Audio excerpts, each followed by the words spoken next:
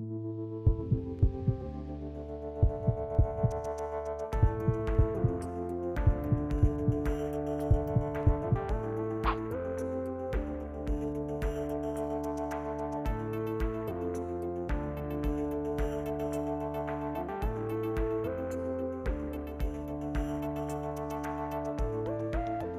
point de départ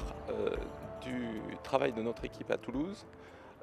repose sur le constat que les femmes font 3 fois moins d'accidents cardiovasculaires que les hommes avant l'âge de la ménopause,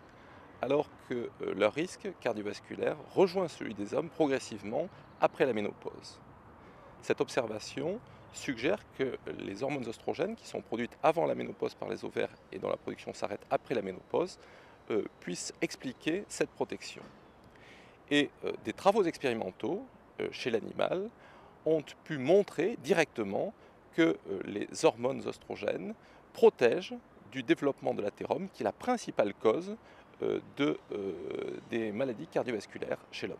Il est difficile actuellement de commenter la seule étude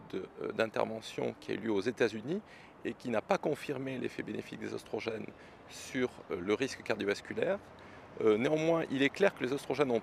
d'autres effets bénéfiques, en particulier la prévention du diabète et la prévention de l'ostéoporose, mais que leur principal inconvénient réside dans l'augmentation d'environ 30% du risque de cancer du sein.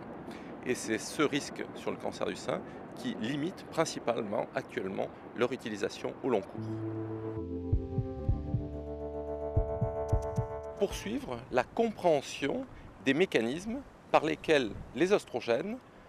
induisent aussi bien ces effets bénéfiques que ce principal effet néfaste sur le cancer du sein. Nous travaillons essentiellement à partir de modèles animaux, de souris génétiquement modifiées, c'est-à-dire pour lesquels on a muté, on a bricolé le principal gène responsable de l'effet des oestrogènes qui est son récepteur,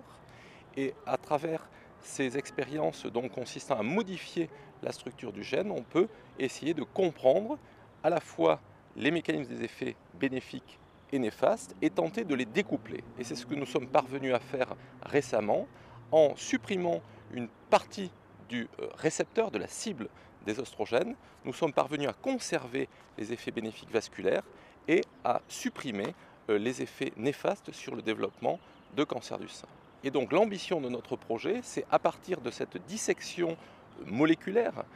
du récepteur, de proposer de nouvelles voies thérapeutiques, c'est-à-dire de nouveaux médicaments qui feraient mieux que les oestrogènes, ces médicaments étant dérivés de la structure des oestrogènes, mais pouvant aussi provenir du règne végétal, c'est-à-dire des phytoœstrogènes, des oestrogènes dérivés de l'alimentation.